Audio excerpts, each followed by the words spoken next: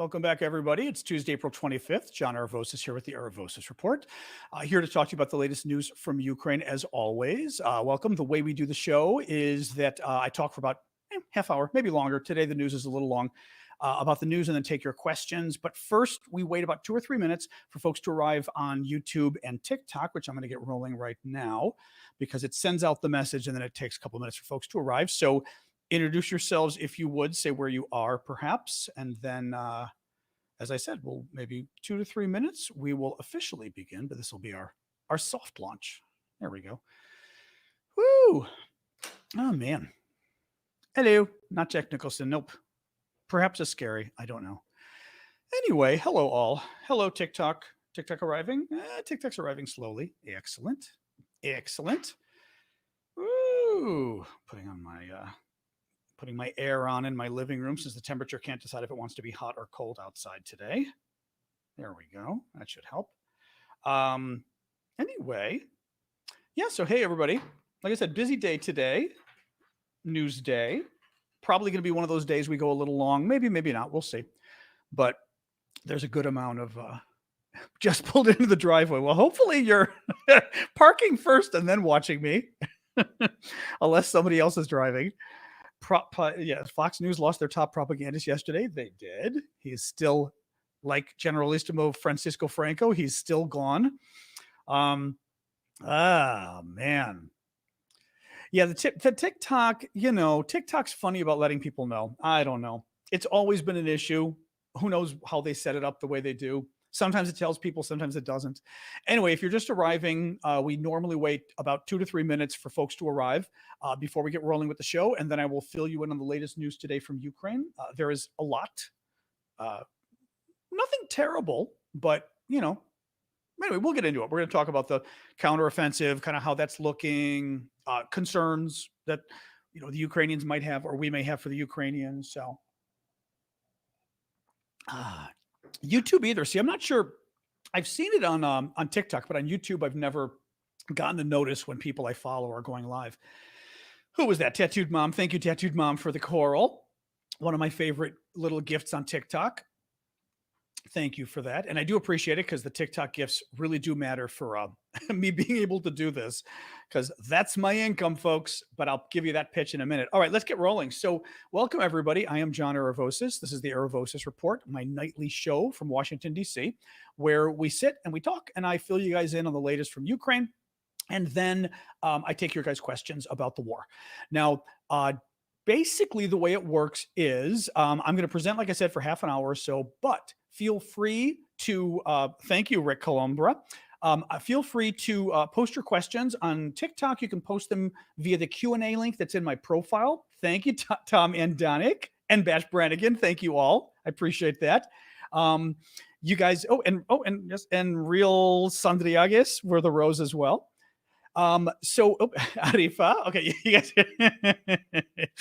you guys always make me laugh when you do this. Oh, I will say this really quick for folks on TikTok. Andreas is saying the voice and the lips are off. Sometimes that happens on TikTok or there's an echo. Typically, if you leave and come back, it seems to fix the audio problems that TikTok has. So feel free to kind of jump off and jump back in and it may solve the problem.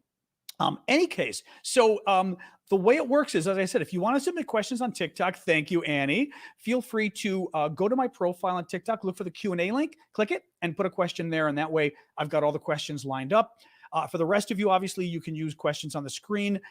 YouTube, of course, I very much appreciate the super chat questions or the super stickers. Thank you for the gift, Danke. Because, as I've said, with the gifts on TikTok and the gifts on YouTube, really not kidding, that's my income. My income is my Discord, my Patreon, and this with you guys. So far, it's been working out. Well, it's been working out pretty well.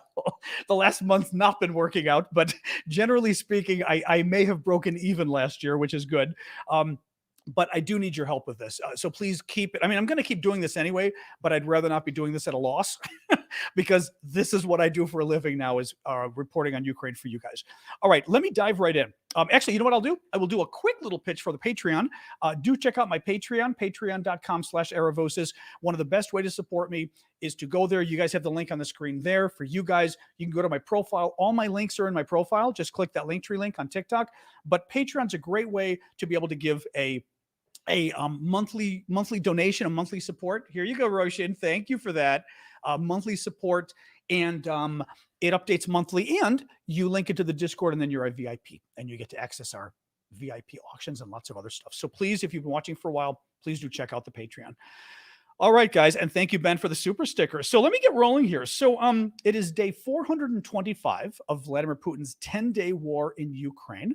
Oh, that's funny. Sorry, Kelly is saying that that's funny. Kelly is saying that oh, sorry, Happy Beach's gift first. Thank you, Happy Beach, for the whale. Thank you so much for that.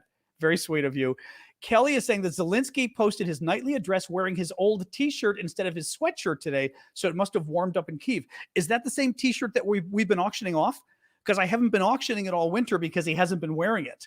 But if it is, I'm going to start auctioning that baby again.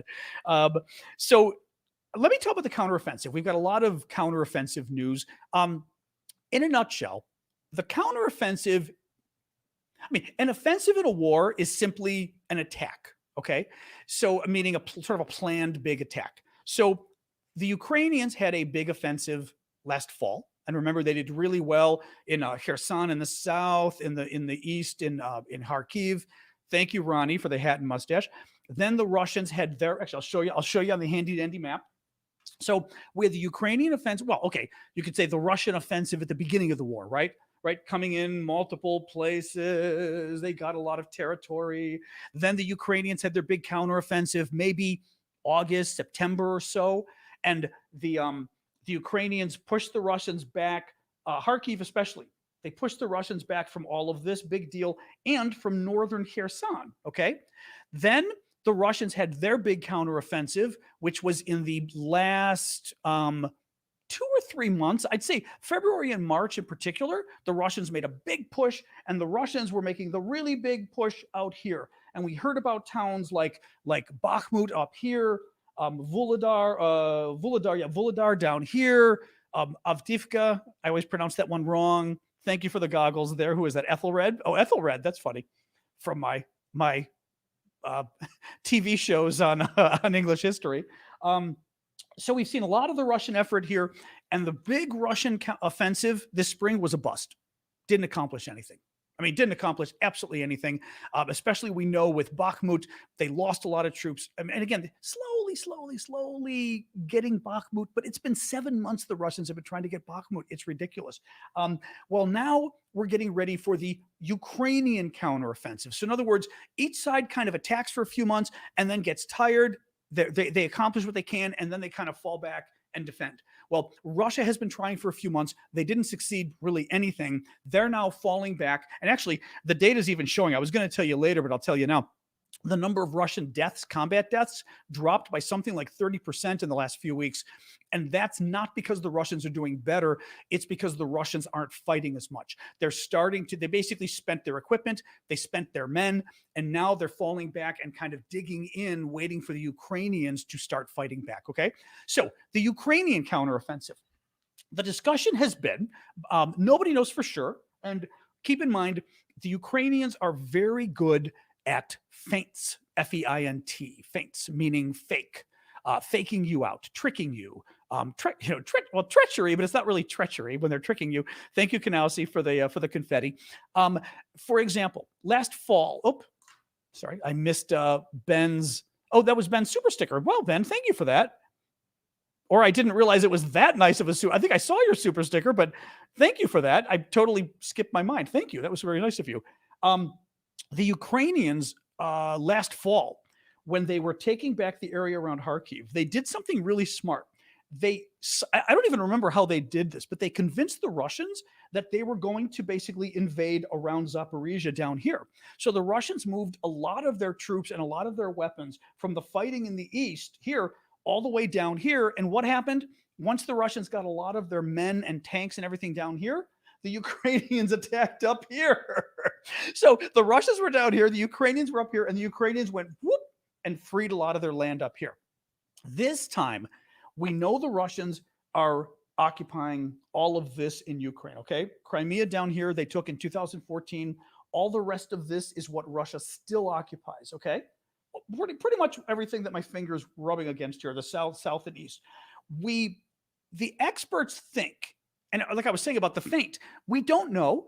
We also don't know some of the movement we've seen in the last few days, whether it's real or whether Ukrainians are playing tricks. For example, in the last few days, we've seen credible reports that the Ukrainians have started popping up across the river here on the south side of the river. Well, currently, the Ukrainians are north of the river and the Russians are occupying south of the river. If the Ukrainians are popping up south of the river, that could very well mean that the Ukrainians are preparing for a big attack down here in Kherson. It also could mean that the Ukrainians are really planning an attack all the way over here. And they're trying to get the Russians to pay attention here, right? So who knows? Now, generally speaking, the experts do think that what the Ukrainians will probably go after is something first, of course, because there's a lot of options because the Russians still control 18% of Ukraine. But what the Ukrainians will probably go after first is something that allows them to split the Russian occupied territory in half. In other words, Russia's occupying all of this. If you can cut it in two, the two sides now, this side and this side of the Russian occupation cannot communicate with each other. They can't send supplies back and forth.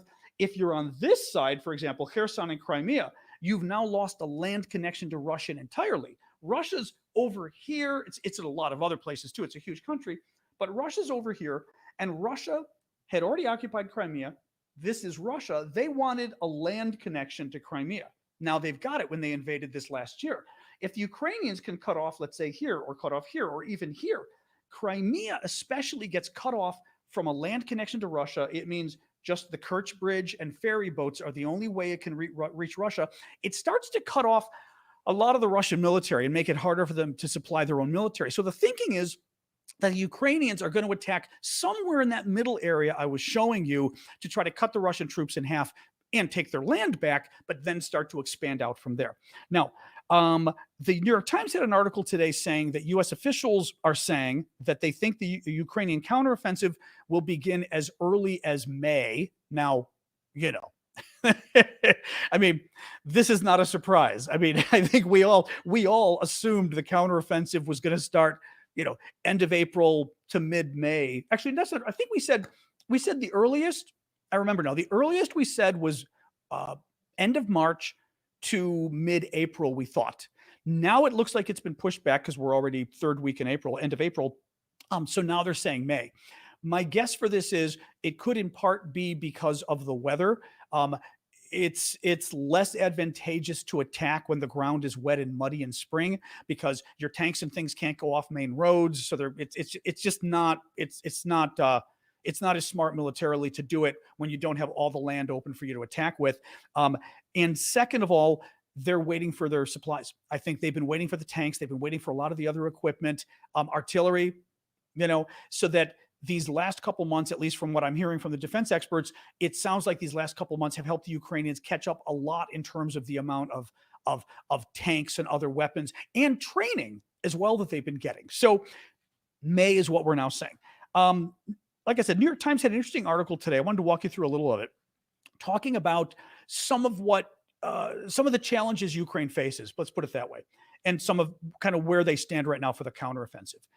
12 Ukrainian combat brigades of about 4,000 soldiers each are expected to be ready at the end of April. So that's 12 brigades, 4,000 each. That gives you 48,000 new soldiers, basically. Or I should say not new soldiers, new brigades, because I believe they're a mix of experienced soldiers and new soldiers working together. The U.S. and NATO allies are training and supplying 9 of those brigades. Although Ukraine shares few details of its operational plan with American officials, the operation is likely to unfold in the country's south. That's what I was just telling you. You know, we know that. Possible downsides for Ukraine fighting in Bakhmut. Bakhmut, I was telling you, is that town over here that Russia's been trying to get for 7 months in eastern Ukraine. And the Ukrainians have been fighting back, probably wisely. The U.S. worries that Ukraine's been fighting a little too long in Bakhmut. The situation is, for 7 months, the Russians have been trying to win this town. The town doesn't really matter, which, you know, is I mean, it doesn't matter strategically, really, but the Russians really want it for some reason. And the Ukrainians sort of correctly discerned that Bakhmut was a great place to defend, meaning it was a great place for the Ukrainians to dig in and just take shots at the Russians as they try to take the town. And what NATO says that the Russians have been losing 5 men to every 1 man the Ukrainians lose in the battle in Bakhmut. Typically, with the Russians attacking a town and the Ukrainians defending, it should be 3 Russians lost to every 1 Ukrainian, not 5 Russians to every 1 Ukrainian. That's really good odds. And the thinking is that's why the Ukrainians kept defending Bakhmut all these months, because even if Bakhmut doesn't matter that much strategically, you've got to fight the Russians somewhere. Why not fight the Russians in the spot where the Russians are most likely to die, basically? I mean, to be crass about it. So that's why the battle's been going on in Bakhmut. The downside potentially, and this is what the New York Times gets at, is the Western allies, NATO, have been worried that the battle for Bakhmut's been going on too long, and that the Ukrainians are basically using too many of their men, whether it's their men getting killed and injured, or whether it's just their men getting exhausted. At some point, you fought so long, you got to take a break. You can't fight anymore. Shell-shocked, the rest of it. The other danger is that you're still using ammunition, you're still using artillery. So Ukraine has been fighting a very heavy battle for a town that doesn't matter strategically, and using a lot of weapons that it may not be able to replace anytime soon. Thank you, Marcy, for the garland there on TikTok. So that's a potential downside, right? So fighting in Bakhmut potentially has wiped out a lot of Russians, which is helpful to the Ukrainians, a lot of Russian troops. But the downside is it's also exhausted a lot of Ukrainian troops and used a lot of Ukrainian ammunition that they may have needed to save for this big counteroffensive, at least if you believe the West. NATO has been more concerned about that than Ukraine. The positive, the Ukrainians are now armed with European tanks and American armored personnel carriers. Their units have been trained and equipped with NATO, which is great. Hang on here. Thank you, Roshan, for pointing that out. Sorry, the Martina. Do you think Putin will use nukes if Ukraine tries to take back Crimea, since he considers it Russian territory? Also, will whoever the weapons come from be blamed? Let's have a mini nuke and mini Crimea discussion. So Crimea is down here. Crimea is Ukrainian territory. When Ukraine was part of the Soviet Union, right? Soviet Union had like 15 republics, including Russia, including Ukraine, including lots of places. Thank you, Cheryl, for the garland on TikTok. Khrushchev in 1954, I think it's 54, gave Crimea back to the Ukrainians. And, because historically, interesting question there as to who it belongs. My point is, the Russians like to say, oh, historically, it's Russian, right? I mean, So anyway, Khrushchev gives it to the Ukrainians. And Putin then invades in 2014, takes it back, because Putin really wants it for, burnishing his record kind of reasons, but also Sevastopol, the port down here, very important for Russia. They were leasing it. They wanted to own it, right? So that's a big deal. In terms of Crimea getting it back, I would say Crimea's top priority, Ukraine wants to get all of its territory back, but Crimea is sort of the crown jewel of what they want to get back. Now, Putin also, Crimea is the crown jewel of what he doesn't want to lose. Putin has claimed, no, Crimea is Russia. If you attack, we will use nukes. Yeah, but you know what else Putin claimed? Putin also claimed that all of this is Russia too. All the land that he invaded last year, he now claims is part of Russia. And at the end of September, early October, Putin officially for the Russians, not for the rest of the world, but officially they included all of this as part of Russia now. So when Ukraine had their big counteroffensive last fall and they got northern Kherson back and they got all this territory in Kharkiv back, they were getting back territory that Putin claimed was Russia. Did you see any nuclear weapons used? I didn't. So Putin, there have been so many bluffs by Russia throughout this whole war. That was yet another bluff by Russia, claiming that, and Julius, I see you too. I'll get to you next. Another bluff by Russia claiming, right, they're going to use their nukes or whatever. It didn't happen. Fast forward to Crimea. The thing with Crimea is Putin will not want to lose it. Here's the thing with nuclear weapons. The experts, and when I say the experts, I mean, I know a lot of things, but there are people who are really experts in military strategy and nuclear strategy. The people who know military strategy, the people who know nuclear weapon strategy for military, say there is no advantage to Putin using nukes in Ukraine. The idea of using nukes will not advance the Russian position in the war. It's not like you've got, a bunch of Ukrainian troops standing together, 100,000 of them, and if you drop a nuke on them, they all go away and Ukraine loses. That's not happening. So as far as one, Putin using the nuke for military purposes to get Crimea or to stop the Ukrainians from getting Crimea, it won't work. Two, what's he going to do? He's going to nuke. So either Putin is going to nuke Crimea itself, which he claims is Russia. He's going to nuke Russia. And mind you, there's a lot of Russians there. There's like 2 million Russians there now. Putin moved a bunch of his own people, basically squatters, into Crimea in order to try to just adverse possession, we say in the law, basically take ownership of it. Thank you, Kanausi. So is he going to nuke his own people? Well, or if the Ukrainians get close to Crimea and they take Kherson and they get down here, is he going to nuke the Ukrainians here? Well, guess what? He also claims that this is Russia too. So first of all, where's Putin going to drop the nukes? On what he claims is Russia to defend Russia?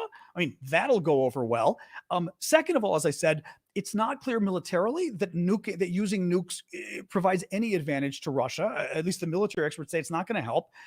Third, maybe Putin might think, well, we could use nukes and we can scare the Ukrainians, right? If we scare the Ukrainians, then if we use a nuke and the Ukrainian government says, oh my God, that's horrible. We're going to stop fighting and give Russia everything it wants. Does anybody really think that these Ukrainians, who we've seen for the last year, these people who have been rather kick-ass and rather pissed off at the Russians, that Russia's going to use a nuke on them and they're going to sit there and go, oh, I'm so afraid, Russia, Putin, let me give you our entire country. Yay! Take our children, kidnap them and turn them all into Russians. Yay! The Ukrainians are going to be so pissed off if the Russians use nukes that I think the battle is going to be 10 times worse, meaning 10 times. They're going to be 10 times more inspired to fight. So I don't think that's going to do it. Finally, the question becomes, what happens with NATO if Putin uses nukes? Now, what should happen, I will say this. I'm a little worried about, I've told you, I worry about Biden with this stuff. I'm a little worried about Biden. What should happen is it should be very clear. It should be made very clear to the Russians that if they use nukes in Ukraine, well, or anywhere else, obviously, that isn't Russia, but if they use nukes in Ukraine, that NATO's entering the war, period. We are entering the war. We will be there's lots of options here. You could go after Russia's fleet in Sevastopol. Like we said, that we're going to destroy your fleet down here. We could literally take over the country with planes, to the air power, just air supremacy all over the entire country, say, get out of the country now. We're going to bomb everything. At the very least, we could put a no-fly zone over free Ukraine, right? All of this that isn't occupied by Russia. So everything northwest of my arm, right? So all of this, you could say no-fly zone. We are taking over for Ukraine, of course. We're going to take over the country. Anybody that flies, we are going to shoot you down. Every expert has said that is what has to happen. That is what the U.S. has to make clear to Russia, and that allegedly Biden has made this clear to Russia. What worries me about that, and this is where the final thing sort of comes down. What worries me about this is if we have made clear to Putin that we will enter the war if he uses nukes, then Putin's not going to use nukes. Because if we enter the war, Putin loses. There's two possibilities if we enter the war, NATO. NATO enters the war, and one, it's a nuclear war and we all die. Well, okay, I don't want a nuclear war where we all die, but guess who else doesn't want a nuclear war where we all die? Vladimir Putin, right? The Russians may be a-holes in terms of what they're doing in Ukraine, but they don't all want to die and have their country wiped off the map. That's not Putin's goal here, right? So to the degree that you and I say, oh my God, they've got nukes, inside the Kremlin, they're going, oh my God, NATO has nukes, right? So same problem there. So that's the first issue. So if we invade and Putin nukes us, it's the end of the world and he knows it, so he's not going to nuke us. Second of all, if we invade and Putin decides not to nuke, but just to declare war on the West, well, good luck for him, because there's nobody who thinks Putin's going to win a war, especially now what we have seen with the Russian military, seeing how bad the Russian military is, but also seeing how the Russian military for the last year, thank you, Mundashi, how the Russian military for the last year has had its manpower, 220,000 Russian casualties in this war, possibly 60,000 Russian war dead, the number of tanks and vehicles and ammunition that they've lost. The Russians are in no position to start a war with somebody else. We will destroy them. And I'm not saying this is bravado. NATO will destroy Russia if we go to war with Russia, and Russia knows it. All Russia can do, and this is why you keep hearing the Russians talk about war with NATO and we're going to nuke you, is because all they can do to win a war is scare. It's the war games. It's the war games thing turned on its head. The war games, the movie from the 1980s. Thank you, Kanausi. Right? What a strange game. The only way to win is not to play. The only way for Putin to win a nuclear war is to convince us there will be a nuclear war, but not to actually have a nuclear war. He is trying to scare us. That's what's going on. In any case, I'm trying to remember with Crimea. So I think it's I'm sorry. My final point here, and again, I don't mean to knock Biden, but this stuff worries me. I don't trust Biden on this. I'm sorry. I don't trust Biden on this. I don't trust. If I were Putin, I would have a big question mark over my head as to what Biden would really do if I used nukes in Crimea. I don't think Biden would enter the war. I don't think he would. I don't think he would. I don't think he would attack Sevastopol, which is, Russia's port. I don't think he'd put a no-fly zone. I don't know what he would do. He would try to do a full trade embargo. Guess what? Japan and the European Union already said they don't want one. That came out today. They were like, we're not doing that. If I were Putin, I would say, Bill Clinton would enter the war. Ronald Reagan would enter the war. Margaret Thatcher would enter the war. Boris Johnson would enter the war. Everybody else, Poland and the Eastern European countries might. But as far as the big players like America, forget France and Germany, I don't think so. And that's what worries me and forget Donald Trump. I'm saying Biden has 1 year yet. Forget Donald Trump. Donald Trump will be even worse. DeSantis, even worse. They've made clear they couldn't care less about helping us in Ukraine, helping the Ukrainians. Some of the other Republican candidates have been great. Nikki Haley, again, just on this issue, I'm not saying right or wrong overall for president. Thank you, Jerry, for the hat. But Nikki Haley, great on this issue. Mike Pompeo, Trump's Secretary of State. Nikki Haley was Trump's UN ambassador. Mike Pompeo, Trump's Secretary of State, great on this issue. So, it depends who takes over. But that is my concern with war with Putin. I think Putin will, first of all, in general, it's hard to find a reason that Putin would use nukes because he doesn't get any advantage out of doing it. But when it comes down to it, the final decision after he says, yes, it's worthwhile using nukes is what will happen to me if I use them? What will America do in response? And I have a big question as to what Biden would actually do in response. I don't know what Biden would do. And that's not good because in order to stop Putin from using nukes, Putin needs to know what Biden would do. And when I say what he would do, it doesn't mean he knows he's going to blow up Putin's fleet. It means he knows Biden, the phrase the administration used was catastrophic response. I don't know that I believe that, to be honest, right? I've learned it. One of the things you did, and I've worked in politics for almost 40 years now. Thank you for the mariachi hat there, Mundashi. One of the things you learn in politics, if you're good at politics, international politics, is reading leaders. And I don't know that I'm very good at reading foreign leaders entirely. American leaders, yes, right? That's what I do, following the news every day, all the little bits of information. And it's you try to learn what makes someone tick. And I think I've learned it with Bush. I learned it with Obama. I learned it with Trump. And I think I've learned it with Biden. I think he's a very smart man. I think he's a very practical man. I think he likes to cut deals. Thank you for the Garland headset there, Dankeschön. He likes to cut deals. And I think he's risk averse. I think he is somebody who, in the end, he has made clear he doesn't want war with Russia. He's made clear they have nukes, we have nukes. If there's any war, it's the end of the world. Well, if there's any war and it's the end of the world, you're going to do literally everything to avoid war with Russia. So, what do you do? Anyway, that was a long answer, but I thought it was an important one because that's a big issue that we keep talking about. Julius has a super chat question. I told you guys today's going to go long because we got a lot of good stuff to talk about. Julius asks with a very generous super chat question. Why do you think the Russians have been suffering such heavy casualties in Bakhmut? I can't fit. Well, let me see a second here. By most standards, an attacking force can expect to suffer 3-to-1 casualty rate, exactly. But it seems they're suffering much higher than that. That's interesting. I have not seen a big analysis as to, well, actually, that's not totally true. Hang on. I mean, a couple things.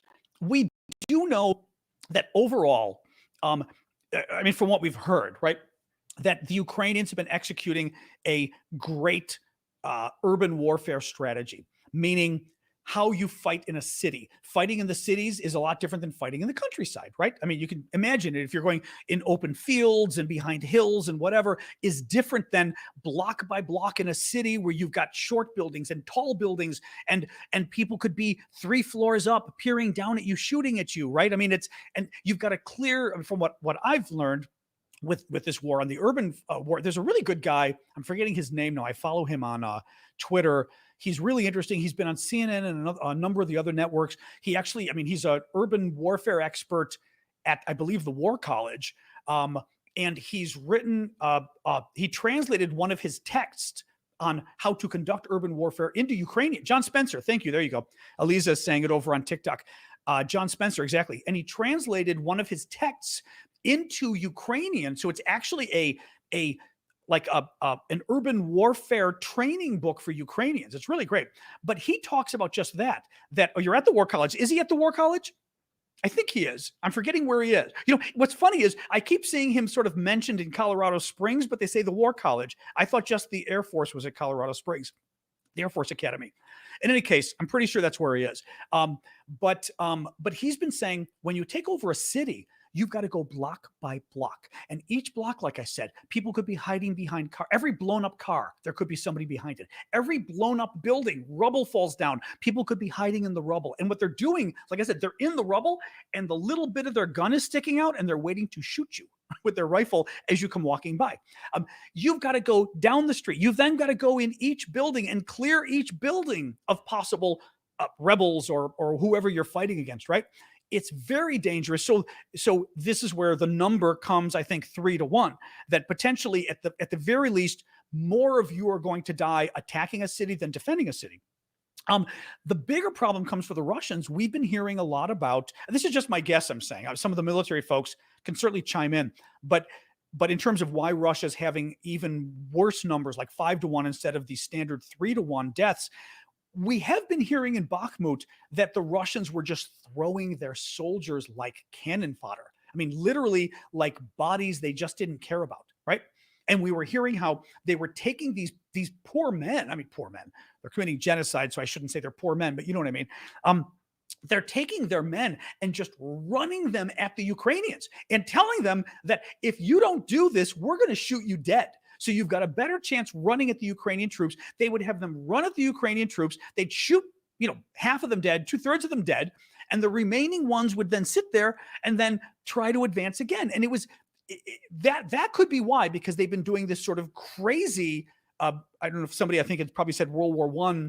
Again, not a great expert on World War I, but I know about some of that, just running at trenches and running at the enemy. And a lot of you get shot down, So that could be part of it too. That keep in one point as well. At least for a while there, it seemed like Putin was trying to get the Wagner Group people killed.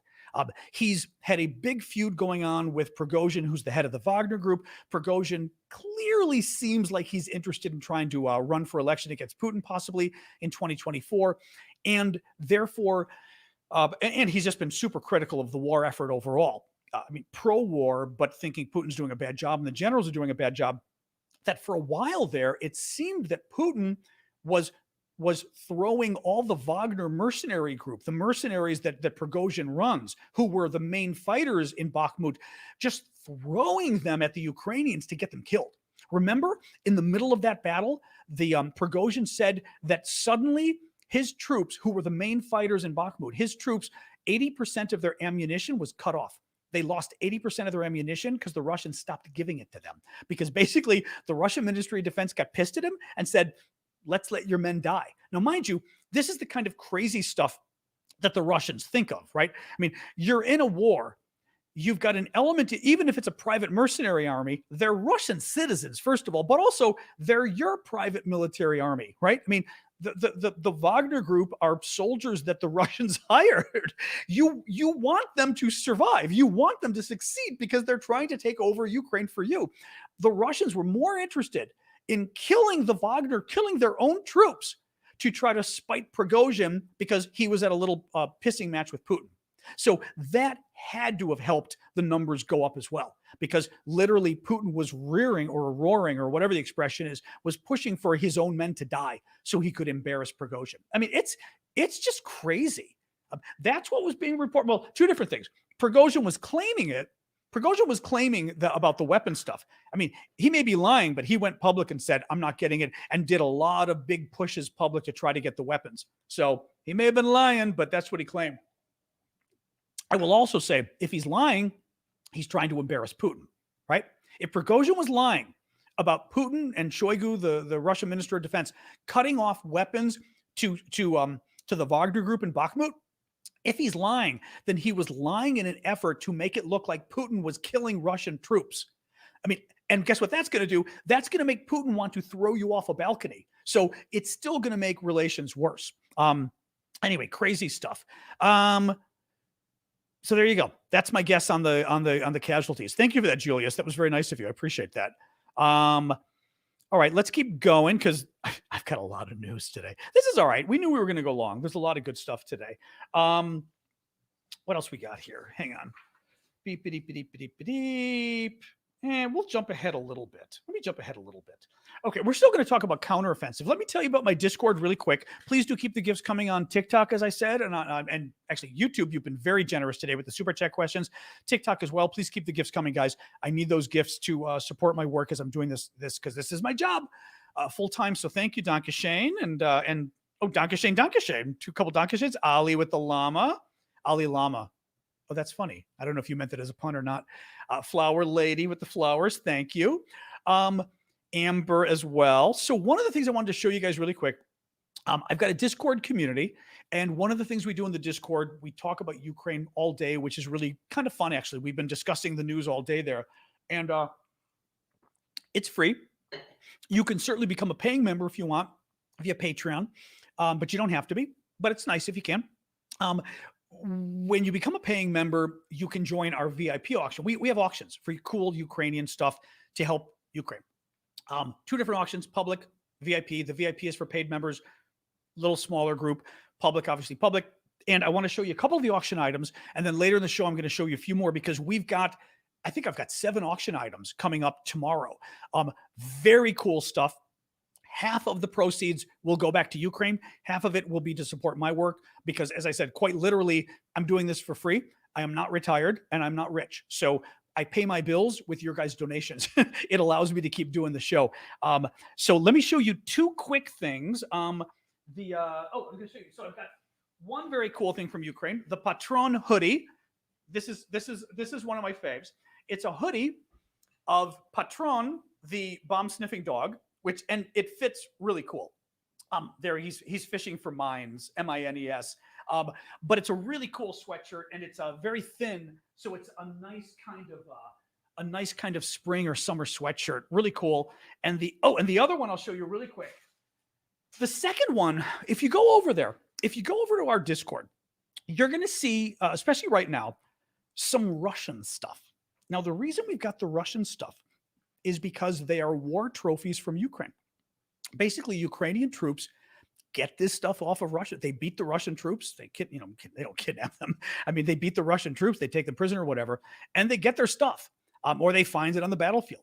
Well, we've been talking to some Ukrainian troops who have asked us to try to auction off some of the stuff they find on the battlefield to basically pump money back into the military. They're going to use it for their units. So, what we did was I've got 2 different things they gave me today. One of which I'm not going to show you. One is a very cool Russian military patch. I'm going to leave it at that. It's a Russian military patch that they took off a Russian soldier that's being auctioned. And let me just say, it's very cool. They call them trophies. It's a trophy because they literally won it from the Russians. The other is this, which I really like. it is not just a Russian military bag. It is a Russian sniper bag. These are the bags that the Russian snipers use, camouflage. Or you can turn it this way, you can see the buttons.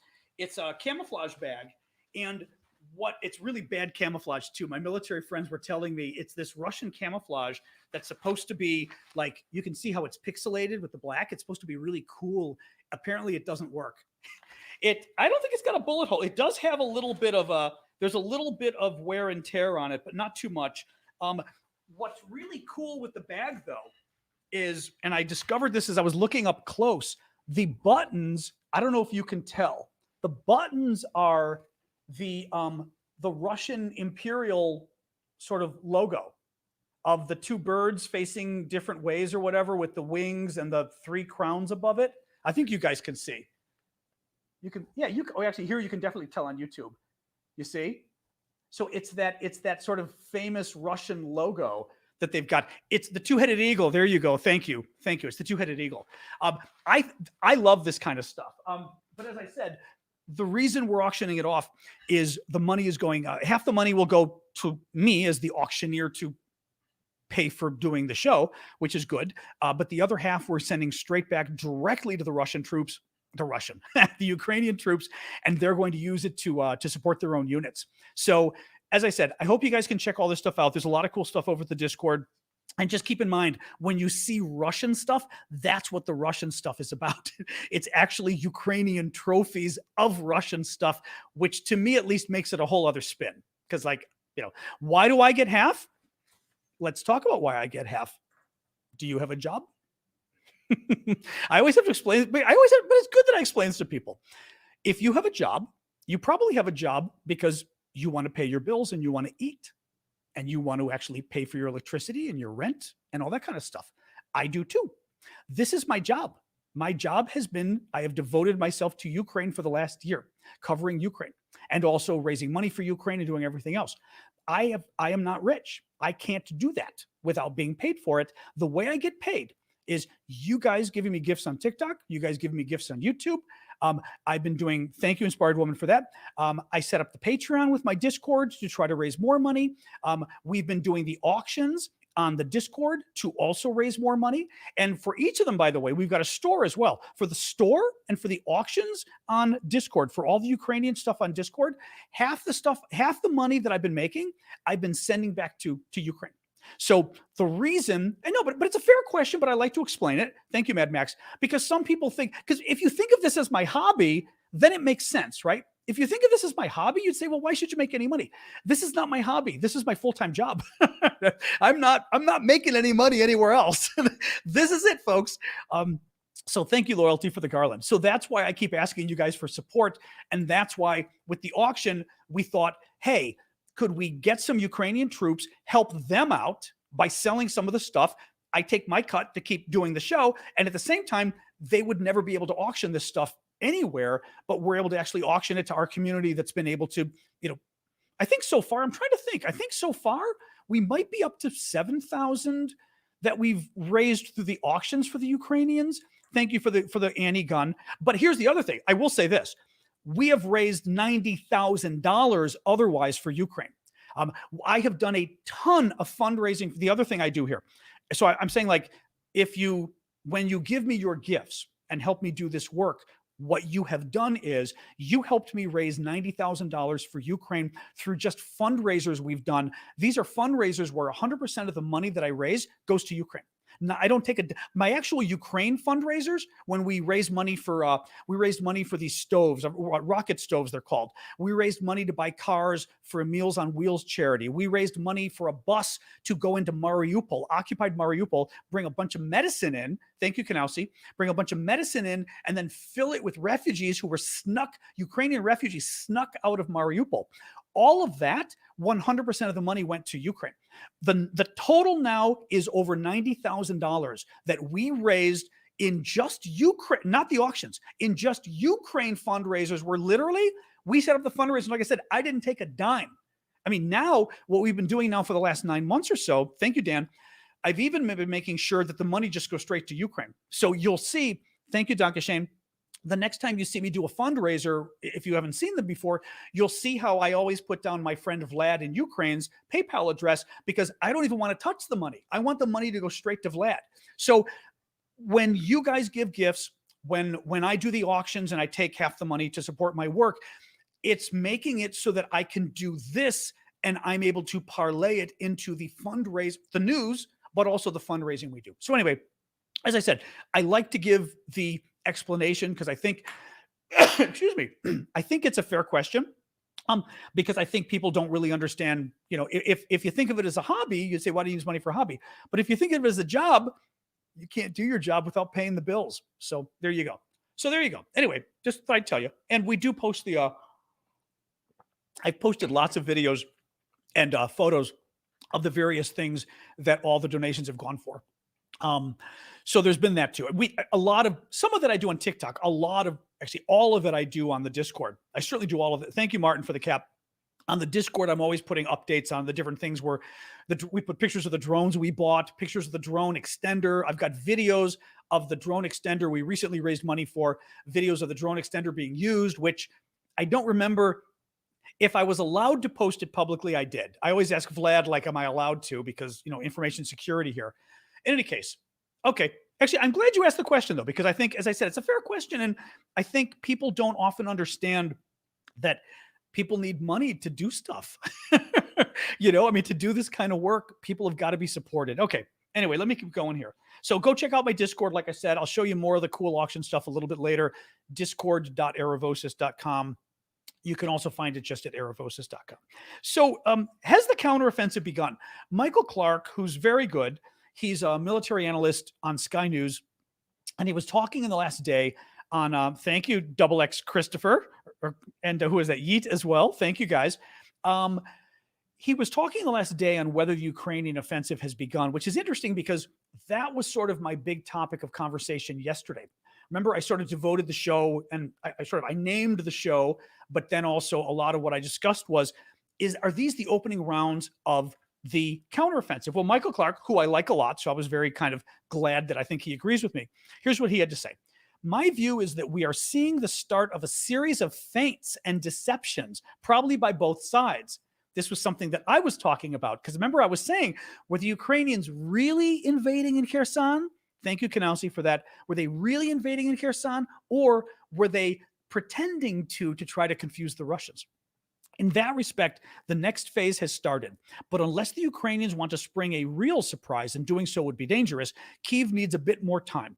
There is still a lot of reorganization to complete and weapons to stockpile for an offensive. Some NATO countries have been slow delivering what they promised. And just as important, the weather is still wet and the ground is still not sufficiently dried out from the winter. That will happen quickly in Ukraine's normal climate, but it hasn't happened yet, and the forecast for the next 2 weeks is still rain on most days. So until the heavy metal starts to move, the heavy weapons, we are not going to see the size, shape, and direction of the Ukrainian offensive. When it does, we will notice. So same kind of thing, saying these are the early moves of the counteroffensive, meaning whether they're doing things to prepare for it or whether they're doing things to trick the Russians into thinking that they're attacking Kherson and the Russians move their troops and then they get tricked. We are at the beginning phases, but as he said, the ground is wet for the next 2 weeks at least. And in principle, that should stop the Ukrainians from doing anything big in the next 2 weeks, because it would be much more risky for them to do it. And exactly. And it could be a bluff. The stuff they're doing right now could be a bluff, as Marky Mark just said over on TikTok. I'm going to call you 6 Evo because I never know what to call you. Opinion on Putin allies saying World War III may happen. Yes, that one is coming up. Let me hang on a second here. Actually, I've got this down. I've got that one we already covered. Hang on a sec, because I don't have to cover every. So yeah, why not? Well, I'll bring that one up right now. So Medvedev. So Dmitry Medvedev, you remember him. I'm the guy who he's the guy, whenever I mention him, I say Dmitry Medvedev. In France, at least, that means drunk. I don't know what it means for the rest of you out there in Europe and beyond, but people think he's an alcoholic. If he is, he's crazy. I mean, he's really messed up. This guy routinely gets online and just threatens blowing up the world. He's a pretty senior. What's scary is he's pretty senior in the Russian government. And he's a senior advisor, so to speak, to Putin. He loves to threaten nuclear war. If you guys watch my show regularly, you'll remember a few weeks ago, I talked about some guy who literally 2 or 3 times a week threatens nuclear war. That's Dmitry Medvedev. Now, the surprising thing with him is he was president and prime minister back 20 years ago of Russia. He was the guy that we used to think was a big liberal. When I say liberal, I mean liberalizer, somebody who was moderate, somebody who understands, the importance of the importance of being friendly with the West. Don't think. Sorry, there's the SB wanted the map in Arabic. You get the map there. So anyway, that's who Medvedev is. Now, I want to read you his latest. Keep in mind, every time you hear the Russians threaten nuclear war, they're not threatening nuclear war because they know we've got nukes too. So they're not stupid. I mean, they're like I said, they're jerks, but they're not stupid. They are trying to scare us into no longer supporting Ukraine. That's what this is about. Or into cutting our support for Ukraine. And it works, frankly. Biden has refused to give Ukraine long-range missiles. And when I say long-range, I mean, they're not long-range. They're missiles that can go 200 miles, okay? 300 kilometers. I mean, big deal, Okay, I don't know what the hell that is. It's not a big, it's not exactly a big deal, but they're called ATACMS. Biden refused to give them. Also refuses to give them fighter jets. Okay, F-16s, I can agree that maybe there's some discussion there. On the long-range missiles, there's no discussion. It's ridiculous that Biden's doing that. Also with tanks, we dragged our feet and lots of other weapons. Everything we've dragged our feet on in terms of supporting Ukraine over the last year has been because Biden's been afraid of Putin and been afraid of nuclear war. And Putin knows it, and that's why Putin and his people keep talking about nuclear war, because they know the more they scare Biden, the more that Biden will back off in some way if just not give Ukraine all the weapons, right? For example, we also saw recently that according to the Washington Post and New York Times, that according to those leaked documents that guy leaked, the 21-year-old, Ukraine was going to attack Moscow on February 24th, which is the 1-year anniversary of the war. They were going to shoot a bunch of drones at Moscow, and the U.S. got them to call it off because the U.S. was afraid. And I'm sure the U.S. was afraid of pissing off Putin is probably the number one reason. Thank you, Frank, for the super sticker. SB, we've already got. And I'm suspecting, yes, and 6 Evo, we're answering the question right now. I think I've got the ones. Oh, and there we go. And Soren, thank you, Soren. Yeah, hang on a second. B. Smith's got something here too. Okay, I don't know where the B. Smith is thing. I have no idea where B. Smith's is. Russian, you got to repeat B. Smith's question. I just thanked Soren. Could you repeat B. Smith's question because I can't find it. Let me do Medvedev really quick, and then we'll do B. Smith. So thank you, El, for the gift there. So Medvedev, the latest. The reason I'm reading this is because I also want you to see what kind of BS this is, because reading this statement, there's just nothing about it that's true, which is the other thing. Thank you, Danke Shane, for the headpiece. Let me read this to you. Hang on a sec. Yeah, I can't go way up. I've already tried. It's too far. And because he doesn't actually do them as super chats or whatever, it doesn't show up in my thing. If somebody can find it and quote it, I already tried scrolling up. I can't find it. All right, listen to this really quick. Medvedev, I cannot say what the last straw, what the trigger may be, but it may happen at some point. He's talking about nuclear war. Listen, I mean, literally, you're like, oh, girl, please. It may happen at some point. We all need to work to ensure that this threat of global confrontation of a hot, full-scale World War III should not materialize. He insisted Russia did not wish to see this happen, but added that the prospect of nuclear war was mounting daily. Mr. Medvedev said that in his youth, he and friends used to talk about confrontation with the U.S., about confrontation between the Warsaw Pact and the North Atlantic Alliance. This is my favorite part. Back then, it seemed like some kind of hypothetical, far-fetched, and impossible scenario, but I can't say that now, however sad this may sound. Okay, he's an idiot. I mean, he's just a liar, folks. Back then, everybody was worried about nuclear war. I was born in the 1960s. Everybody was worried about nuclear war. That didn't mean we wanted to back down. But the Russians, I mean, okay, Cuban Missile Crisis happened the year before I was born. Everybody thought we were going to die in the Cuban Missile Crisis.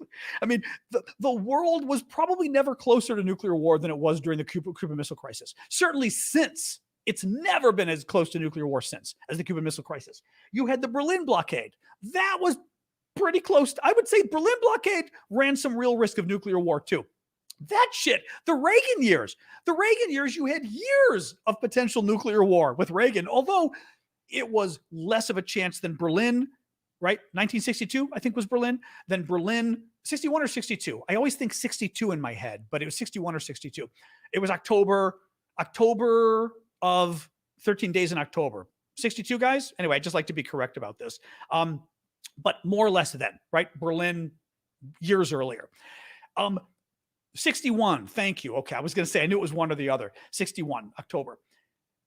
Real risk of nuclear war. And frankly, during the Reagan years, Russia and us were at each other's throats. There was real danger there. We're not even like angry at, we don't like what Russia's doing, but the national mood isn't even anti-Russian right now, right? Biden doesn't go after Russia as Russia. He doesn't go after Putin. He doesn't demonize Putin. It's just, there isn't even, it ticks me off because it's such a lie. It's such a lie that, I've never seen it in my lifetime, us being this close to nuclear war. He's lying. And he knows he's lying. He's saying it because he's trying to freak everybody out. Now, part of it could be, it was 62. Thank you. Whoever said 61, you're in trouble. I thought it was October of 62. All right. Thank you for that. In any case, the reason I wanted to talk about this, not to scare people about nuclear war, but was quite the opposite, to show you how bogus it is every time the Russians talk about nuclear war. Okay, how ridiculous that even they know that they're lying. The tensions just aren't. I will say this, we are certainly fighting a proxy war in Ukraine, even though it's many different things. We're at war with Russia, kind of, but we were at war with Russia when they invaded Afghanistan too. We were giving weapons to the Mujahideen to kill the Russians. The Russians were at war with us during Vietnam. They were giving weapons to the North Vietnamese to kill Americans. This is not the first time we've done this back and forth. Each time tensions are higher, but give me a freaking break. It's just so ridiculous. Anyway, it just kind of ticks me off, like I said. All right, I'm not going to go through all the rest of the news. Let me find a couple other stories that I think matter here. Real quick, Wall Street Journal says that Russia is using its own cargo ships to transfer arms from Iran, and it's gotten a lot of artillery shells and other ammunition from Iran. This one disturbed me because I think it's illustrative of Ukraine, of Russia overall. Listen to this. A former Russian police officer was sentenced to 7 years in prison in Russia for, I see. I'll get to B. Smith in a second. Sorry. 7 years in prison in Russia after being convicted of criticizing the country's war in Ukraine. This is what he did wrong that got him 7 years in prison. He had 3 phone conversations with friends about the war. In one of them, at least, he answered the phone, Slava Ukraini, right? Which is like glory to Ukraine, right? That was one of his crimes that got him 7 years. A second one, he referred to Russia as a murderer country. And the third crime that got him 7 years in prison was on the phone telling a friend that Russia had suffered, quote, huge losses in the conflict. We're talking, this was like in the court documents. These were the 3 things he did wrong that got him 7 years in prison. Saying Russia had huge losses in the war is enough to get you 7 years in prison. But the best part is, they got him on the propaganda and all this crime, basically saying that he was spewing anti-military propaganda publicly. Guess why they're calling it public? Because under the law, it has to be public, right? Because, right, you're trying to convince the masses, whatever. They're calling it public because a prosecutor had wiretapped his phone and was listening in on him. So since the prosecutor was listening in, the prosecutor represents the public. So he was spreading his message to the public. This is why Russia is a dictatorship today. They are the worst of the worst. Don't let anybody tell you things are bad here, things are bad in your country. Yeah, all our countries have problems. We are so far ahead of these guys. I mean, not even ahead of these guys. These guys are dictators. It is an entirely other class of governance of what they are going through in Russia, and it's sickening. So B. Smith, sorry about that. Off topic from Ukraine. I can't find my other black glasses today, so I'm wearing my other readers today. If the U.S. went to war with China over Taiwan, would it result in a nuclear war? China's view on using nukes are much different. I have no idea. No idea. I mean, the thing is, there's always a risk. Okay, there's always a risk, and that's why, in principle, you want to be careful about not, maybe not getting into direct wars between nuclear powers, right? I mean, at some point, I don't know. I mean, my guess here is I would think the same rules would stand. America has made clear that we are willing to go to war with China over Taiwan. Ukraine, not so much. Taiwan, Biden said it 4 times. If that's the case, and by the way, Taiwan, you've got Republicans who want to go to war with China even more than Democrats do. Biden's a Democratic president who said, I will put American troops on the ground if China invades Taiwan. The Republicans would gladly nuke China. I mean, I'm not saying the Republican president would, but Republicans, generally speaking, in the Republican Party would be like, yeah. So that's an issue. My point here is, thank you, BJ Gator Girl, for the flowers and Kyle for the air dancer. My point here is China has to worry about that. That if China were to use nukes, I don't think our guys would have a problem using them back. And having said that, America, generally speaking, does not have a policy of using nukes first. Or we would use them as a last resort. You're about to take Chicago, we'll use nukes, right?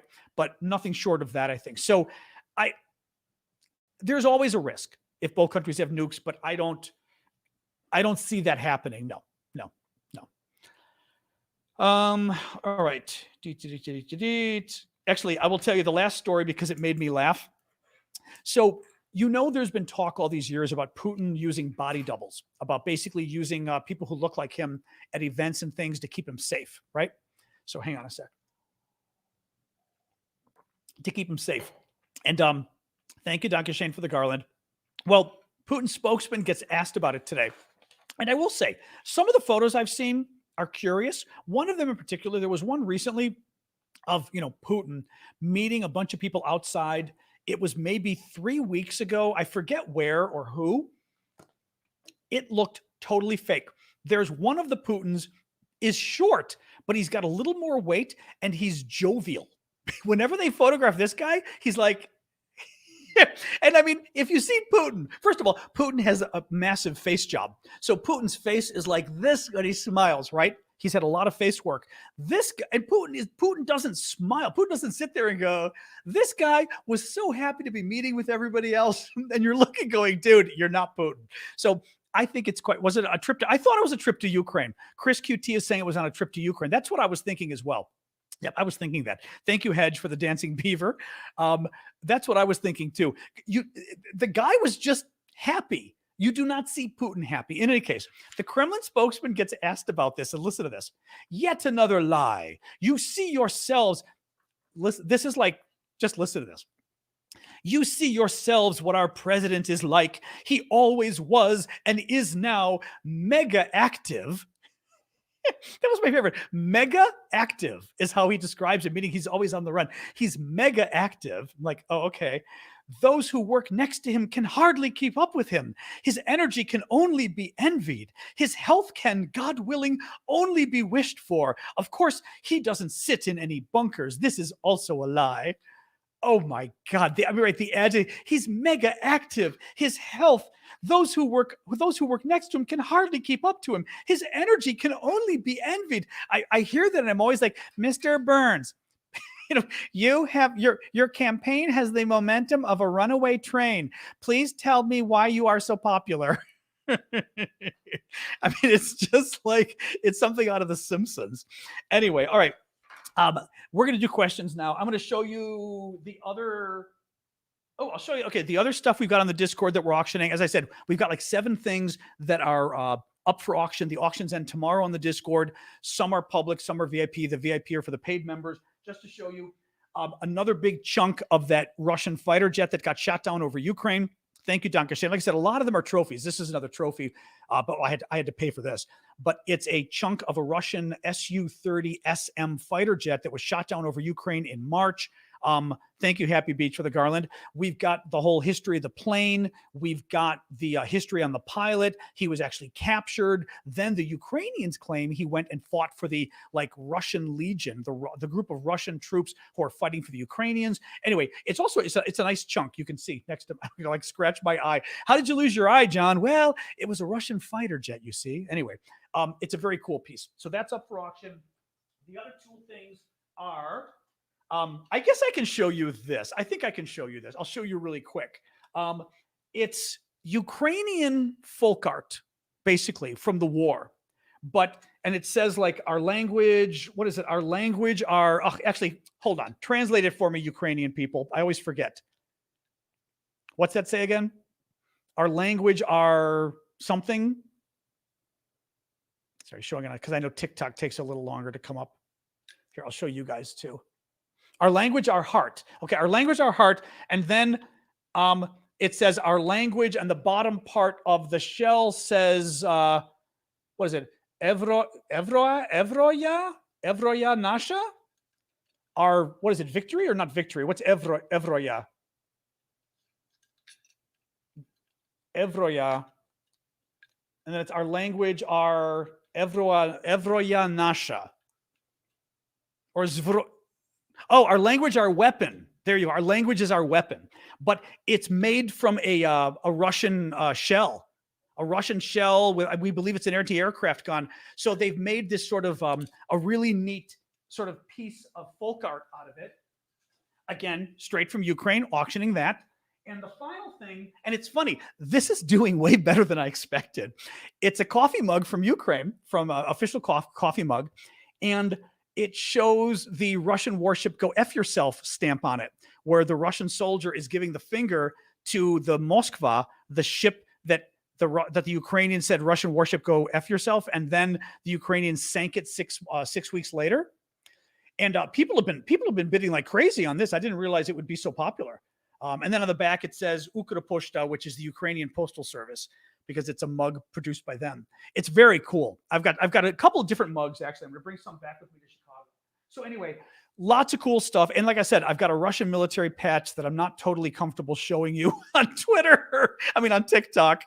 It's very cool. We'll just put it that way. So go check it out. All of that stuff. Oh, you've got that on a shirt. Oh, that's funny. That's very cool. Any case, all that stuff, half of the proceeds will go back to Ukraine. Half of it will support my work. So please do go check out our Discord. Good night, Ireland. So let's go and do our questions, folks. Hey, it's discord.aravosis.com. You can find it via aravosis.com. You guys can find it via the link in my profile. Let's do your guys' questions. We've been doing questions, but let me go for some questions folks have not been paying for. Let me pull up TikTok. Actually, and the good thing, I see somebody talking about helping Bakhmut. We have actually been helping Bakhmut. Our fundraising, we just got some drones. We helped, actually the drone, two different things. The drone extender, but we also got drones. We helped pay for some drones. Drones are expensive, though we helped pay for them. The Ukrainians raised some money too. One of our drones is being used in Bakhmut. The other one, I believe, is being used in Vuhledar, Vlad was telling me, which is very cool. We've also been raising a lot of money. Actually, our auction proceeds lately have been going to buy the materials for Ukrainian camouflage nets. Because the Ukrainians are making them. They've got volunteers making them in big looms, but they need the materials, and the materials are not cheap, because I didn't realize this, but camouflage nets use very specific material, which I guess makes sense, right? So we've been, our proceeds from the auctions have been helping them buy the materials for the camouflage nets, which have also been used in Bakhmut and the area around there. So actually, we have been helping fundraise for just that. So I'm very proud to say. And thank you all for helping. Q&A. What difference will the British Challenger tanks make to Ukraine? Is the risk of the Russians getting Chobham armor worth their donation? I can't tell you about the armor. What I'd be curious about is, we'll put it this way. The Challenger tanks are very good British tanks. I believe there's 14 of them. Oh, you got your shirt. What shirt did you get, Sandy? I'm just curious. On TikTok, Sandy says she got her shirt. What I'm curious, okay, around 14, 12 to 14. I think it's 14 tanks coming from the Brits. My guess is that's not a lot of tanks unless you use them in the same battle, right? If you use those tanks in the same battle, that gets interesting, okay? Yeah, 14, that's what I thought. So basically, it could be very useful. Okay, good night, Greg. It could be very useful in a specific battle they're fighting because they've got 14 tanks, working together. That's my guess. Oh, the new Russian tank. Okay, I'll do that next. That's my guess, but it's hard for me to say because I don't know to what degree, will 14 of them make that much of a difference? My guess is, again, if you're using them in a couple specific areas, and this is more for the military guys and gals out there, figure out what the Challenger's advantage is and look for the specific battle that the Challenger will help in. And maybe it could be critical to winning that specific battle, right? Even if it's only 14 tanks can make a big difference in a small, big fish in a small pond, so to speak, right? In a very specific battle, it might make a big difference. Spreading them all out all over the country may not make a difference. Royson was saying, Carlos wants to know about the new Russian tank. So, okay, I was going to mention this so that I sort of skipped it because we're running low on time. The Russians have been talking for a while about a new tank they've been building, it's T-14 Armata battle tank. And we had heard about it earlier this year. It's a tank that, among other things, has the turret, right? The thing that spins around on top that has the big gun, the big barrel sticking out of it. It's automated, and the troops are apparently in a, what do they call it? It's unmanned, but they're controlling it remotely from an isolated armored capsule located in the front of the hull. So basically the troops are in the front of the tank, protected, operating this thing, mechanically. In principle, it's better than the current Russian tanks because the current Russian tanks are made where the troops sit under the turret and they're surrounded by ammunition. So whenever it gets hit, the ammunition blows up, implodes on the troops, kills them, and shoots the gun into the air. And there's been a lot of famous videos of the Russian turrets flying in the air, right? So in principle, nice of them to finally consider a way not to kill their own troops. Back in January, the British Ministry of Defense reported that the Russian commanders themselves in Ukraine said there was no way they wanted to use those tanks, that basically they felt the tanks were rushed, they weren't tested, and they have zero confidence in them actually working. So the commanders literally said, do not send us these tanks. Well, it sounds like, of course, the Russians being the Russians are in fact sending those tanks. They've begun using them, was the quote today in the press, but at the same time, it said that they begun using them, but they may not have actually used them in battles yet. So my guess is it means they're being deployed, but they may not actually be fighting yet. Casey's saying they can't produce them fast enough to make a difference, even if they are effective. Okay, great as well. Was it like 10 a year or something? I remember it being a very small number, which is good as well. I'm sorry, looking down to make sure my dog was okay under there. Anyway, so there you go with those tanks. I mean, craziness, absolutely craziness. All right, let me find more of the, but I mean, and the Russians anyway. I mean, they're gonna. My guess is the Lada of tank, not even the Lada. What was the tank we used to? It wasn't the Lada. What was the Russian car we used to make fun of? The one that they used to the Soviets always had. And everybody had that car. We should just make fun of it so much. What was it? Do folks remember? It wasn't the Lada. It was another name. No, but the Yugo, was it the Lada?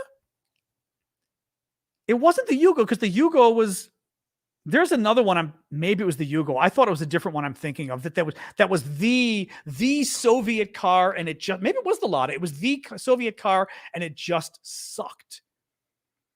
I'm remembering Yugo as well, but maybe it is Lada that I'm thinking. Yeah, I still think there's a different one. Volga, no. Yeah, it'll come to me. Trabi, Moskovich, nope. Anyway, it's okay. But bottom line is they were really bad cars. Yeah, Yugo was Yugoslavian. That's what I was thinking. This is Soviet. That's what I was gonna say. It's not the Yugo. It could have been the Lava, not the Moskovich. No, I don't think it was Lava. There's another name. It's a name with a couple syllables. Trabant.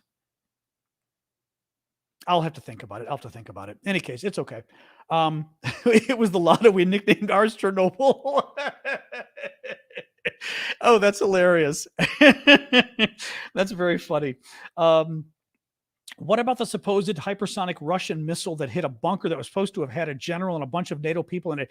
I've seen a couple of you keep asking it, and I've been a little suspicious as to why. So a couple of you keep asking it. There's been no news on that whatsoever. I don't even know where you're getting that from. There's like it's not even a news story.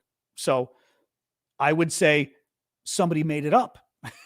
That's what that is. Yeah, that's just not even. Remember earlier in the war, they claimed that too. They claimed a NATO general had been captured early in the war and he was an admiral. It's a troll thing. Yeah, that's what I thought. It's a troll thing. The US does not have nukes in Ukraine. No. The US won't even put long-range missiles in Ukraine. You think we'd put nukes? I wish Biden had the balls to put nukes in Ukraine. Not that I want nukes there, but I wish he had the balls to, because then he'd be okay with putting the a long range, the missiles that can go 200 miles or 300 kilometers, but he won't. Yeah, no, there's no way that we would put nukes there. He doesn't have the balls to. Yeah, and it wouldn't be very smart anyway to do it, but there's no way.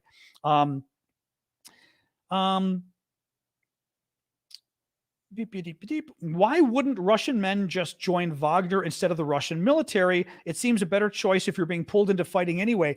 Well, I mean, it kind of depends. Lately, the Wagner guys have all been getting killed, right? Now, granted, they were using a lot of the prisoners, but remember, we were talking at the beginning of the show about why it is that the Russians have had so many men that were killed compared to the Ukrainians. And, a lot of it was, dog's making noise below me. A lot of it was happening because the Russians were just sending their men like running at the troops. I mean, so they were trying to kill a lot of the Wagner guys by doing that.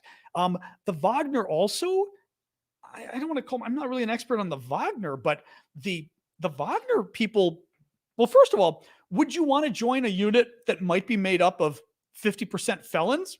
And they're not just felons. They're felons who are definitely people who are not rehabilitated. These are people who got out of jail because they said, hey, you murdered somebody? Have I got a deal for you? Come with me and let's murder a bunch of Ukrainians and commit genocide, and I'll let you off your jail sentence.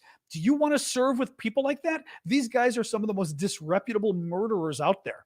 And the Wagner folks overall are murderers. I mean, they really are. They're not that the Russian army is that great. But I think with the Russian army, you'll just deal with incompetence. With the Wagner group, you're dealing with murderers and also people who just are. It's just a bunch of. I mean, that would scare me. So I don't think so. Who is that? Escaping with the coral, and Tracy with the goggles. Thank you, guys. This Russian car is going to come back to me. I know what it is. It's a multisyllabic Russian car. I'm going to Google it. It'll come to me. Is it true Ukraine now has 40,000 trained shock soldiers? We believe so. Ready to add to the already existing armies. Yes. Actually, that was something I mentioned at the beginning. It's not the Skoda. I would know the name. It's multisyllabic. Supposedly the Ukrainians have 12 brigades of 4,000 soldiers each, which would be 48,000. And I mean, there you go. So supposedly they got about 48,000 new troops coming. They've paired them with experienced soldiers with then a bunch of the new people that hopefully, and they trained them all together. So hopefully the new people will, be able to do a better job because their leaders are people who are very experienced. So, we're going to find out. A few more questions and then we can call it quits. 22 after. Woo. I'm not sure how they organize it. Wagner seems to have a presence in other places like Sudan. Are they bigger than the Russian army? No. Wagner, I think we keep hearing about the Wagner numbers in Ukraine being like 40, 50, or it was 40 or 50,000. I'm not sure what the number is in Africa, but it can't be that great. I mean, is the total 50,000 though of Wagner worldwide, Vicky and others? Is that what? I mean, it's not that big. I mean, the Russian military, you're talking up to 1 million men or whatever total in the Russian military. Wagner is going to be way smaller than that. As far as are they in Sudan at Putin's request, my guess is because they are still Russia projecting its forces worldwide, they've got to clear it with Putin. So I doubt they're going into a country and starting to work for the government and blah, blah, blah, without it being something that the Russian foreign policy or defense establishment is part of. There's no way. There's just no way. Oh, that's funny. Paul WLC says, I was just thinking how annoyed Russia is at Eurovision that Ukraine won. It's been held in the UK because it will keep the focus on Ukraine. No, that's true. Right. We know the focus is going to be a lot on Ukraine this year at the Eurovision contest. I guess the finale is maybe May 13th. We're going to do our usual show, hanging out and watching that. There's a good question. I don't know. Aproco asks, are Wagner primarily Russian or do they recruit internationally? Why are you looking for work? How are there so many? But again, it's not like there's that many if they've got 50,000. I mean, it's something. They've also gone to the prisoners and gotten a lot of them from prison. Is there a competitor Ukraine can hire to help? Blackwater. I mean, I don't remember. Are there any good sort of mercenary groups that exist beyond Wagner out there? That's a funny question. If Ukraine hiring them, that's a really interesting question. Yeah, actually, Wagner remember they were recruiting in Serbia and they pissed off the Serbian government. And right, I believe there was something in the US, I thought, but they really pissed off the Serbian government by recruiting there. So they do recruit. I don't know whether they've gotten many people from other countries. That I don't know. Yeah, but Delta Force isn't a mercenary group for hire. I mean, are there mercenary groups for hire? Blackwater, but is Blackwater, I mean, why wouldn't Ukraine hire Blackwater, perhaps? Right? Also, French Foreign Legion, you don't hire. I don't know. It's a good question, but I don't know that there is anybody like that. And you don't really hear of Blackwater anymore anyway. Look at one or two more and then we'll call it quits here. Oh, we did that yesterday. All right, we're almost at the end of the questions here. Maybe one more question here. That's a good question. No, that's a good question. Let's be honest. Now I know the world knows how dreadful the Russian army is, but why haven't we heard anything about Russia using cyber warfare? I mean, they have been. This week, there were a bunch of cyber attacks, and I'm trying to remember where, but it was it in Scandinavia? I forget where. It was Russians sympathetic to their government. I mean, odds are, I mean, good chance that it's not independent of their government. They've not been doing a very good job. The Ukrainians, and I believe we've been helping the Ukrainians, and we being NATO, helping the Ukrainians fight back on the cyber front.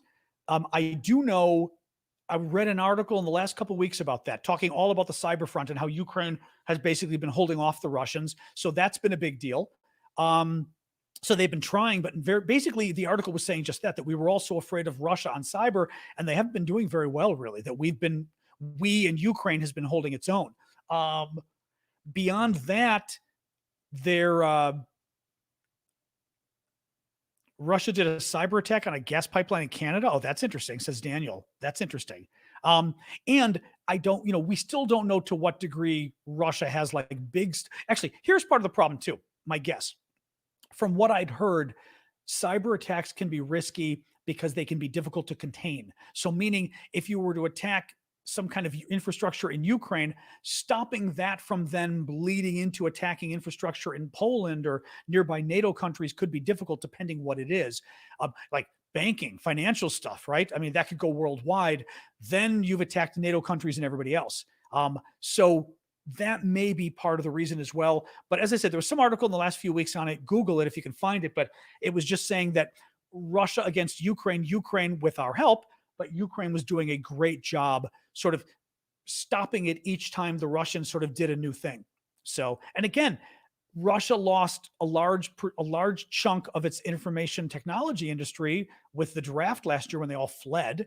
And when the war was declared anyway, and they fled, Ukraine, most of their people they're still there fighting. They're IT guys and gals. So, all right, let me do a quick wrap up, guys, and then we will call it quits. I'll skip the Discord tonight since we're going pretty late anyway. It's already, here's my other stuff. It's already 7:30, but let me do a quick summary. What is it, Tuesday?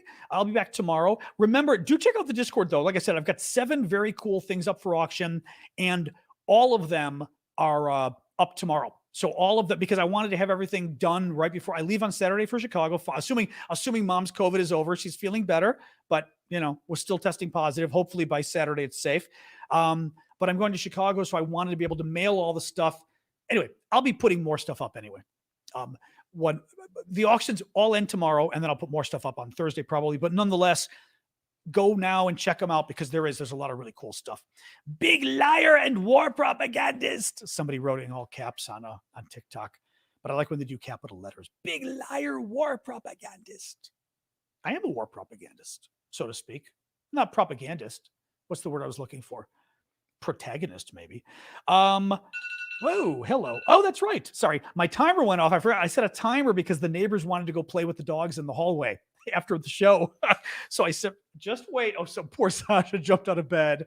I know. I'm sorry, you didn't need to wait. That was one of those where she was sleeping deeply, and I think it scared the hell out of her. She's got it here. You guys, I can show. I think I can show you guys here. Actually, I'll unplug you from the main thing. Sasha, who's that? Huh? There, harder to show you guys. The TikTok folks are easy to show. She got a little bit upset, but she was sleeping and she was literally like sitting there going. But yes, I told the neighbors we'd go at 7:30, so perfect time to end the show. All right, let me do my summary here, and then we will be done. New York Times, U.S. officials say the counteroffensive will begin as early as May. I mean, lots of discussion on counteroffensive, so there's only so much summary I can do here. Has the counteroffensive begun? Michael Clark of Sky News says, at the fringes, but the stuff we're seeing right now may be feints. In other words, Ukraine trying to fake Russia out. Russian losses are down, which I mentioned, but Russian losses are probably down because Russia's starting to dig in and they're no longer doing as much offensive fighting as they're doing the defensive. They're starting to dig in now, wait for the Ukrainians to counterattack. Sky News reports that Russia has begun using its new T-14 Armata battle tank in Ukraine, except that the Russian commanders really don't trust it and don't want to use it. Wall Street Journal reports that Russia is using its own cargo ships to transfer Iranian arms, particularly artillery shells, across the Caspian Sea to Ukraine. Russian former President and Prime Minister Medvedev threatened nuclear war again, but I explained to you why it was total BS. A former Russian police officer was sentenced to 7 years in prison in Russia after telling friends on the phone on 3 different phone calls that Russia was a murderer country. He once used the phrase glory to Ukraine, and he claimed that Russia suffered huge losses in the war, and that was enough to get him 7 years in prison because they wiretapped his phone. The Kremlin spokesman denied that Putin is using body doubles and said Putin is a mega active kind of guy. Good for him. Oh, and that's it. And that's it for the news for today. All right, guys. Thank you for joining us. Thank you so much for the gifts and the support. You've been great. We did go long today, but I knew there was a lot of stuff, and we had a lot of good questions too, which is always good. I will join you all tomorrow night. It's Monday to Friday, 6 p.m. Eastern. And then next week, like I said, I'll join you from Chicago, but we'll stick to the same time. And there you go. All right. So thanks for joining us, guys. And I will see you all tomorrow. All right. Have a good night, everybody. Thank you. Thanks. And do check out the Patreon. Like I said, if you've been watching for a while, you like the show, consider maybe going to Patreon and signing up. I've been able to get 2 people a night, which has been, that's my goal. 2 people a night. Nope, we didn't get anybody yet. Oh, yes, we did. Oh, hang on. Devin, I almost dissed you. I didn't see. Devin gave a Patreon pledge.